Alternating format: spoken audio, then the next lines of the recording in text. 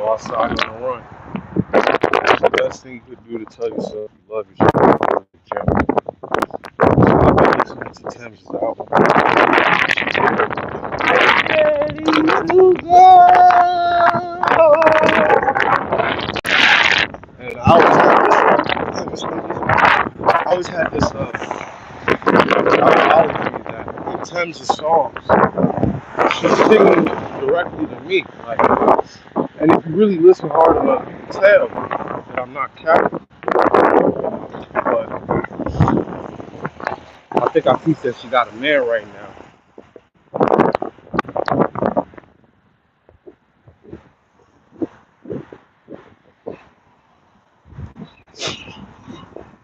And for real, I find that disrespectful. Because I was waiting for her. I was waiting for her, so I would assume that she would do the same thing for me, but I guess not.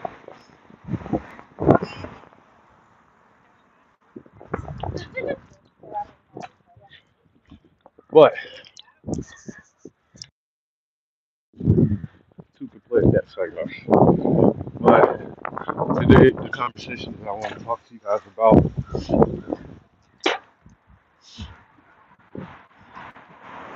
I want to ask you, why are you doubting yourself? What makes you doubt yourself? Why would you predetermine for yourself that you can't achieve whatever it is that you have in your mind? Why would you make yourself feel like you can't achieve anything? What causes you to feel you can't accomplish your tasks at any given moment when it's time to meet them? For a lot of people, it don't be themselves that doubt. People don't usually doubt themselves. It's usually the environment that tells you you're not ready for the moment. Your environment is very important when it comes to your mindset, because when you have a good environment that allows you to believe that you can do anything, my nigga, you will do anything. But if you have an environment that is extremely limiting, then I'm afraid to tell you that anything that you achieve in this world will be limited, because your mind creates your reality. When you think something and you believe that's something, and you actually believe, not just like you playing like you believe, or you talking, you saying all the right things, but you actually believe. When you believe in a certain thing, and now you begin to take the steps and take the action, and you show the gratitude, bro, this should be easy, bro, for real, for real. People just don't like to stay the course. But 9 times out of 10, it's easy to get what you want. You have to believe you can get it. Once you believe, you begin to take the action. Once you start taking the action, when you get some sort of, sorry, when you get some sort of like omen to show you, hey, you're on the right track, you accept it and you keep going. A lot of times your environment can persuade you that you're not as big as you think you are. A lot of people try to humble you, humble your life. And I always try to say that your happiness comes from within. Like, it has to come from within. If not, a bunch of external factors will be having their way with you over and over and over again. And one thing about a dead ass vessel, try to find one with a purpose and make it equivalent to them. It's like when you have a fruit in a basket, when one goes raw, or not raw, what's the word? When one ripes too much, then it begins to spread to the other ones. Or bad soil or bad flour. This is in anything. Once one apple gets rotten, every other apple is in danger, for the fruit. So how can you avoid these type of obstacles? How can you avoid these type of obstacles to get to the next level, push yourself, so that you can have whatever it is that you achieve? Again, for me, it's simple. Your environment, and your environment starts in your brain. Your environment, the first environment is your mind, your mindset. Your yin and your then the yang is outside. With your inside, and I'm talking about your brain. When it comes to your brain and your environment in there, your brain's always going to be chaotic. I mean, I'm one of those people that have the monologue all the time. So for me, like, something's always happening. I'm always thinking something. But you want to try to get that,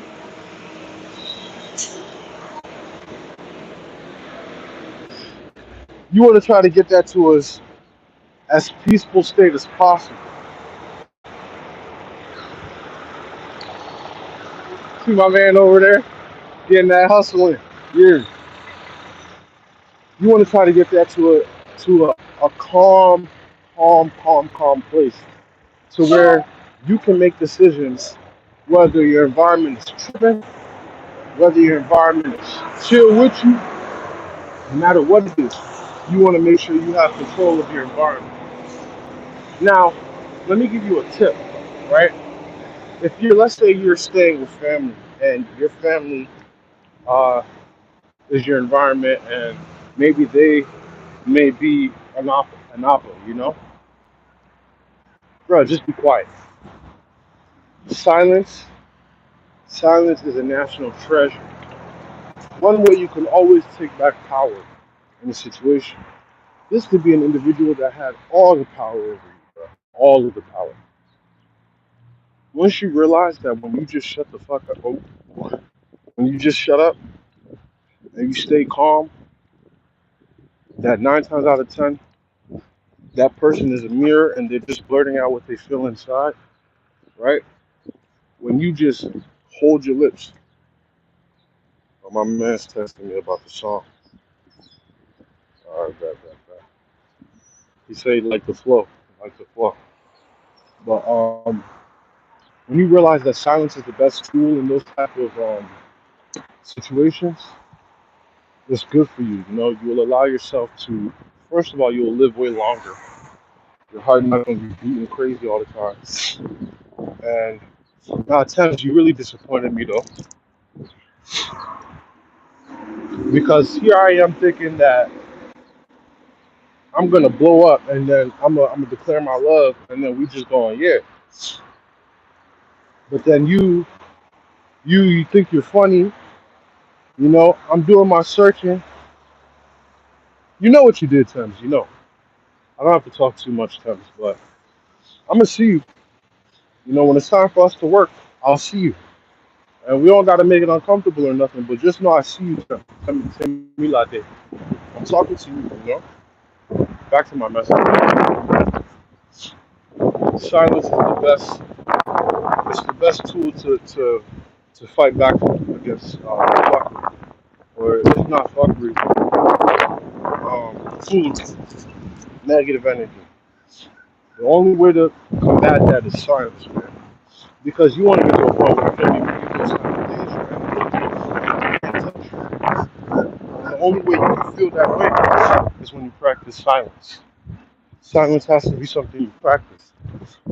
Even the people around you, they'll begin to see it. They'll begin to understand that, okay, this individual, he's gaining more control of his soul. Because think about it this way: if you're an individual that's always reacting to external factors, you don't really control your soul in this dunya. You don't. If anything, you like around you. Because in a place where you, let's say, as in vicinity, it's not going to be good when someone can figure out within 30 seconds that you react quickly, because that whole interaction, that person can be, he could be someone that is controlling you, or she. You know, we have a lot of souls on this earth that they're good at reading souls. You know, they can read the room. They have discernment. Discernment for me is not even not everybody to a high degree of this. You know, when if you're an individual that you deal with a lot of spirits, discernment is important though.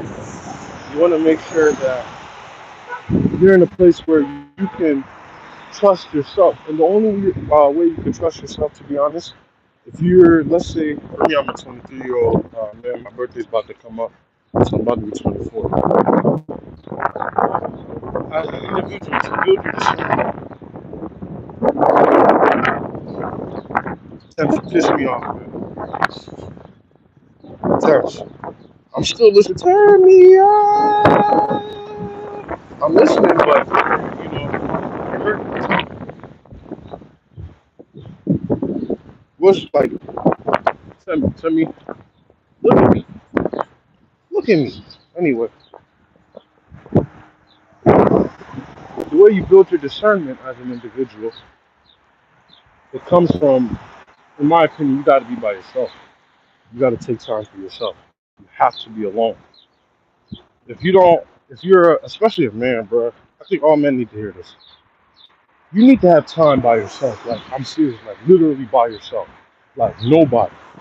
This is before you get anybody pregnant or anything like that. If you haven't had months on months, or at least weeks, where you were really alone, like, I'm not saying like alone, like where nobody called and checked on you. Fuck ass old head won't fuck up my water. Smoking a cig. You hear me? You drinking water. You don't want to drink water. You want to offer that nigga some water. All distractions that will try to take you away from your mission. But what I will say is this, right? If you have distractions that are trying to take you off your pivot, you're doing the right thing. These are the confirmations and the omens that let you know that no matter what, you're on the right path and you're doing what you're supposed to be doing. The enemy will never allow you to push for free. That's how you show God that you're chosen. You shit in the face of the enemy. You understand? You shit for them to see because it's a joke. You're above it. So yeah, Tems, you piss me off, man. How you doing, OG? I'm good. I'm great. You enjoy your day. Thank you, sir. Tems, you heard me, man. You heard me. Damn, you pissed me off. As a man, if you don't have time for yourself, you can never truly define who you are as an individual. Because at the end of the day, when you're really alone, that's when you like the real reality comes in. Like when your thoughts start getting all loud and shit like that, that's when you gotta tap in. How you doing? That's when you gotta tap into your thoughts, you know? And usually I'm not gonna lie, man. For me, I have to do this work, man. When you're by yourself, that's when shit gets scary, you know? It starts getting real loud. Uh don't be like me. For me, I cope a little bit on the weed. You know, I probably do it more than I should, but I also think I'm a Rasta now. Reincarnated Bob Marley. You hear me? But this time I came as a dark skin. I'm gonna finish the job. I'm playing. Oh man, I'm hilarious. So yes. As a man, it's important to have time to yourself. That will allow you to figure out who you actually are.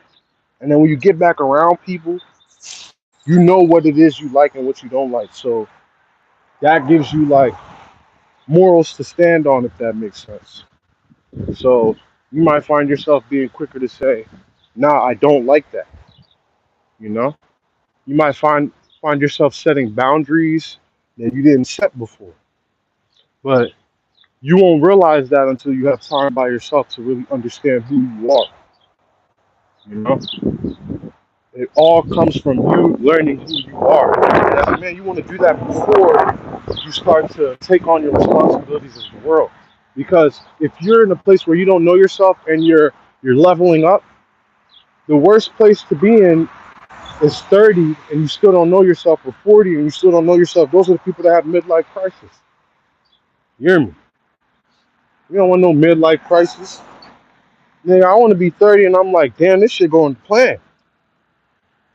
You know? So don't doubt yourself, man. Never doubt yourself. You have to believe in yourself. You have to trust yourself. Don't second guess yourself. Anything that you want to achieve, it's fucking possible. But if you don't believe that for yourself, it's not going to happen. So you got to believe for yourself, and then it reflects. How you doing? Times you pissed me off, though. I'm not going to lie. You hurt me. If you would have told me you had a nigga, I would have been cool, you know. I wouldn't have had my hopes up and shit like that. Whole time you got a nigga. And you hid it. Why are you hiding it? Ah, Tens is blowing my shit. I'm gonna keep listening to her though. I'm gonna keep listening. But she blowing mine, like for real. Not even funny. Don't doubt yourself.